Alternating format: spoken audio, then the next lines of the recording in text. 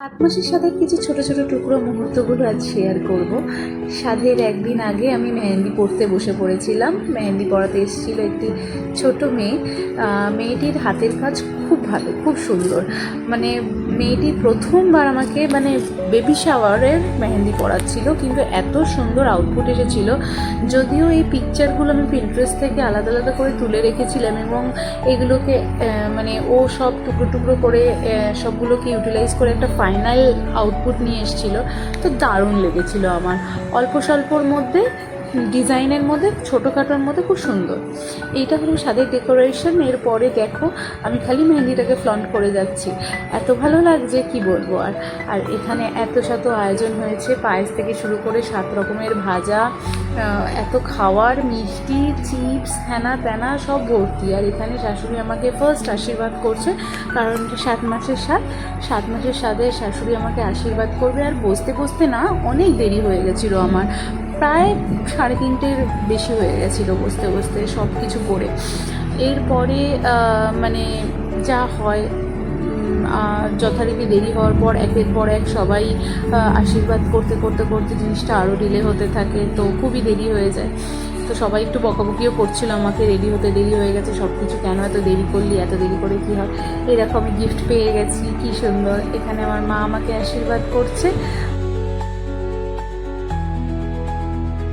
1 বছর হয়ে গেছে এখন আমি ভিডিওগুলো ছাড়ছি, আর যখন ভিডিওগুলো দেখছি না খুব ইমোশনাল লাগছে। মনে হচ্ছে যেন ফিরে যাই সেই দিনটাতে, মনে হচ্ছে যেন আবার কি এই দিনটাকে কোনোদিনও ফিরে পাবো না। ভাগ্যিস তনুরুয়া আমার বান্ধবী, আমার ক্লোজেস্ট ওয়ান, এই ভিডিওগুলো করে রেখেছিল। ওর জন্যই আজকে আমি এই ভিডিওগুলো ছাড়তে পারছি, আর এগুলো আমার কাছে আমার স্মৃতি হয়ে রইল। কি বলবো, এতটাই ইমোশনাল লাগছে ভিডিওগুলোকে দেখে না। আর মাথার মধ্যে বারবার আমার হেয়ার স্টাইলটা নষ্ট হয়ে যাবে বারবার এরকম। আমার প্রত্যেকটা জিনিস যখন দেখতে পাচ্ছি আমার এত ভালো লাগছে কি বলবো, আর কিছু বলার নেই। সত্যি দিনগুলো কী না ছিল।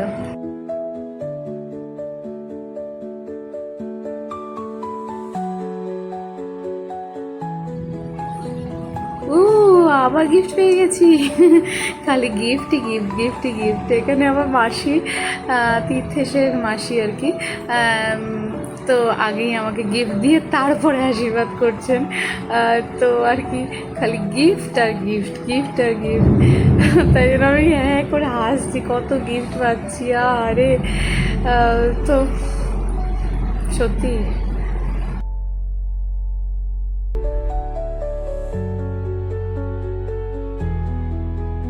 এই পেছনের এই যে ব্যাকগ্রাউন্ড ডেকোরেশনটা, এটা তো আমি যখন করতে বলেছিলাম সেটা এক ধরনের করতে বলেছিলাম, আর হয়েছে পুরোপুরি একদম আলাদা।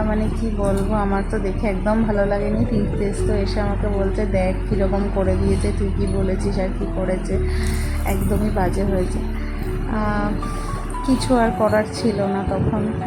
যাই হোক, তারপরেও সেটাকে অ্যাডিশনাল ওয়েতে আমি আরও কিছু এক্সটেন্ড করেছিলাম, যেমন কলসি দিয়ে ডেকোরেশনটা করেছিলাম। একের পর এক সবাই আশীর্বাদ করছিলেন। এগুলো আমার শাশুড়ির বান্ধবীরা আমাকে আশীর্বাদ করছিলেন, এবং সবাই আশীর্বাদ করার পরে আমি খেয়েছিলাম।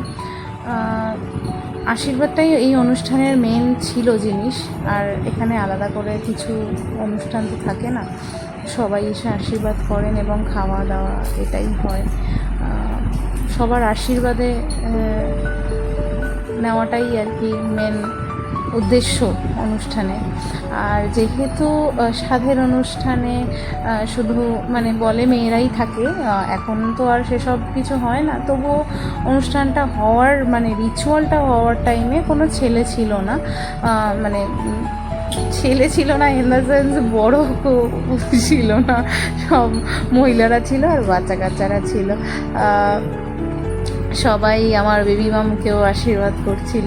তো এটা আমার জন্য খুব একটা অন্যরকম ছিল যে আমাকেও আশীর্বাদ করছে, আমার বেবি মামকেও সবাই আশীর্বাদ করছে যাতে সুন্দর করে বেবি আসে। তো এই এত যে সেলিব্রেশন, এত কিছু, এত সুন্দর সাজগোজ সাজানো, সব কিছুই আমাকে আর আমাকে জুড়ে। তো তাই জন্য খুব ভালো লাগছিল, মানে এই ফিলিংস হোল প্রেগনেন্সি জার্নিটা না একটা মেয়ের জন্য একটা আলাদাই অনুভূতি, মানে এর কোনো এক্সেপশনাল কোনো কিছু হতে পারে না। এই ফিলিংসটা একদম মানে মেমোরির খাতায় বন্দি করে রাখার মতো।